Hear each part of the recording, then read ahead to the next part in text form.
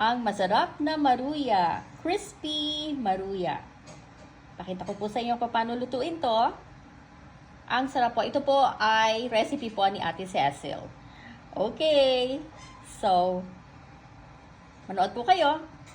Simpleng-simple at napakasarap. At ito ang mga ingredients na gagamitin po natin sa paggawa ng maruya. Saging saba. So, depende po kung paanong cut ang gagawin ninyo sa saging saba. Nasa inyo pong preference yan. Gusto niyo pahaba, gusto niyo maliliit na ganito, pwede rin po. At syempre, gagamit po tayo ng 3/4 sugar, 2 teaspoon baking powder, half cup of cornstarch, 2 cups flour, 1 egg, at 1.5 cup of milk. Mag-umpisa na po tayo. Siyempre, gagawin muna, i-beat muna natin ang 1 egg. Okay. At ang mga dry ingredients, pagsasama-samahin na po natin, katulad ng baking powder, cornstarch, flour, at sugar.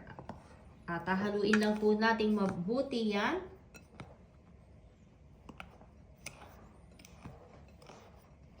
Mga dry ingredients, ilalagay na po natin ang egg. I-add na rin po ang milk, pero make sure po paunti-unti lang ang paglalagay po ng milk. It's actually much better kung meron po kayong whisk. Yun po ang ipanghalo ninyo sa inyong mga dry ingredients. At iyan nga po, ang milk ay unti-unti po natin i-add, and at the same time, we're going to whisk the ingredients. Okay, so ganyan consistency po ang kailangan natin. Yung ganyan, hindi masyadong malapot at hindi masyadong malagnaw.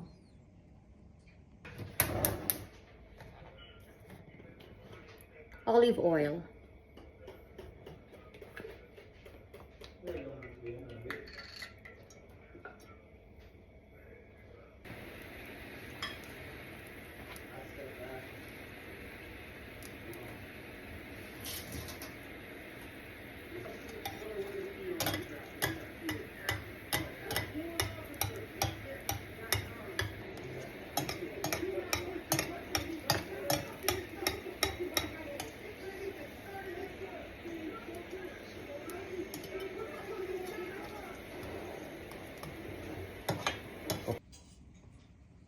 At ito na po ang napakasarap na maruya.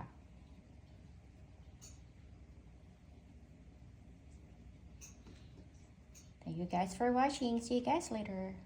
Bye.